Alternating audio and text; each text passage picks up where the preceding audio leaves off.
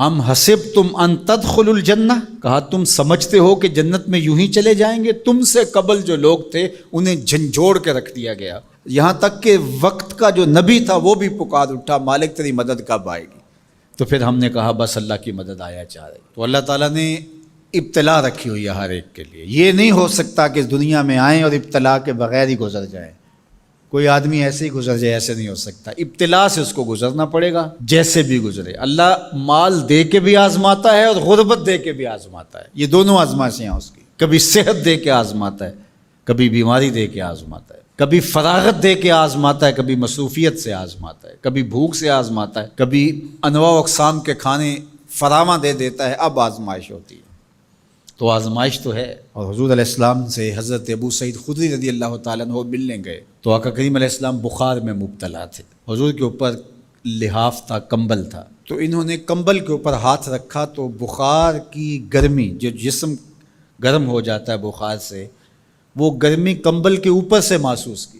تو حضرت ابو سعید نے عرض کی یا رسول اللہ یہ کیا؟ فرمایا ہم کو تکلیفیں دوہری ملتی ہیں، اجر بھی دوہرا ملتا ہے۔ سب سے زیادہ تکلیفیں انبیاء کو آئی، سب سے زیادہ تکلیفیں نبیوں کو پہنچی ہیں، پھر جو نبیوں کے خاص لوگ متبعین خاص، ان کی عادات کو اختیار کرنے والے۔ امام فخر الدین رازی نے تفسیر کبیر میں لکھا ہے کہ مکے سے لے کر طائف تک 70 ایسے نبیوں کی قبریں ہیں جن کی وفات صرف بھوک اور پیاس کی وجہ سے ہوئی ہے۔ حضرت خباب بن ارت رضی اللہ تعالی عنہ حضور کی خدمت میں حاضر ہوئے، حضور کعبۃ اللہ کی دیوار کے ساتھ بیٹھے ہوئے تھے، کافروں نے اتنے دکھ دیے، اتنی تکلیفیں دی کہ یہ تھوڑے سے پریشان ہو گئے۔ تو آقا کریم نے فرمایا خباب بس گھبرا گئے ہو؟ تم سے قبل ایسے لوگ بھی گزرے ہیں جس کے جسموں کو لوہے کی کنگھیوں سے چیرا گیا، حتیٰ کہ ان لوہے کی کنگھیوں کے دانے کے نشان ان کی ہڈیوں پہ پڑے، ان کی لکیریں ان کی ہڈیوں پہ آئیں اور یوں لوہے کی کنگھیوں سے ان کی بوٹیاں نوچی گئی اور ان کو کہا گیا دین کو چھوڑ دو۔ انہوں نے کہا جو کرنا ہے کر لو، ہم دین کو نہیں چھوڑ سکتے۔ حضرت زکریا کے سر پیارا رکھ کے پاؤں تک چیر دیا گیا، لیکن پڑھو ان کی سیرت، ان کی زبان سے اف بھی نہیں نکلی، زخم پہ زخم کھا کے جی، خون جگر کے گھونٹ پی، آہ نہ کر لبوں کو سی، یہ عشق ہے دل لگی نہیں۔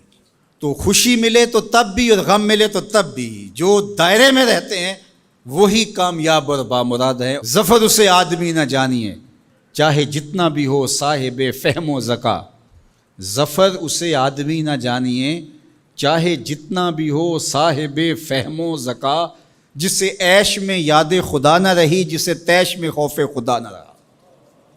عیش کی زندگی ہو یا تیش کی زندگی ہو، خوشی کا موقع ہو یا مرحلہ غم ہو، امتحان میں یہ دیکھا جاتا ہے کہ کون سرخرو اور کامیاب ہوتا ہے۔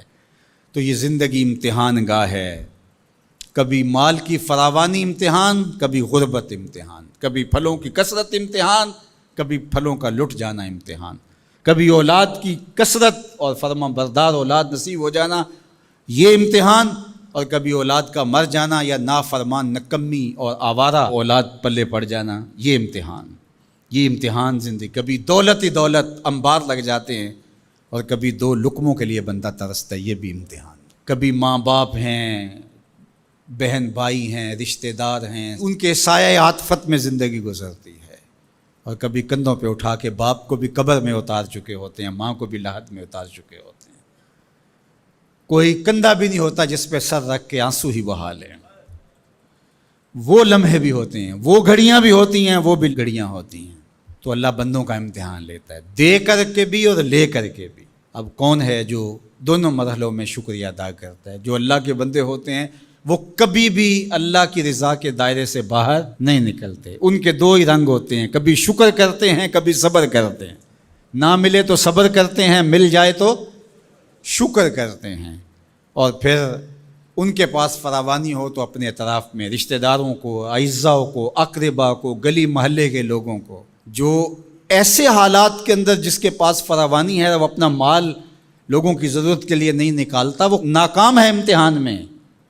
چاہے وہ کوئی بھی ٹائٹل رکھتا ہو، وہ چاہے پیر کا ٹائٹل اس کے پاس، چاہے عالم کا ٹائٹل اس کے پاس، چاہے وہ سیاست دان ہو، چاہے وہ کچھ بھی ہو، اس مشکل وقت پر جو ضرورت مندوں کے کام نہیں آتا، اگر اس کے پاس گنجائش ہے تو وہ امتحان میں ناکام ہو گیا ہے، جو اللہ نے امتحان لیا اس میں ناکام ہو گیا۔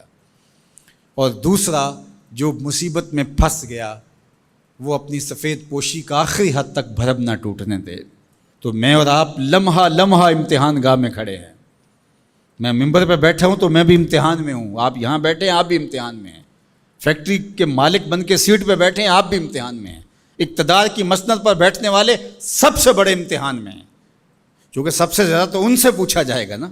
اللہ تعالی ہمیں اس امتحان میں کامیابی دے، اور اللہ تعالیٰ اس وقت ملک کے جو حالات ہیں اپنے کرم سے ان کو درست فرما دے۔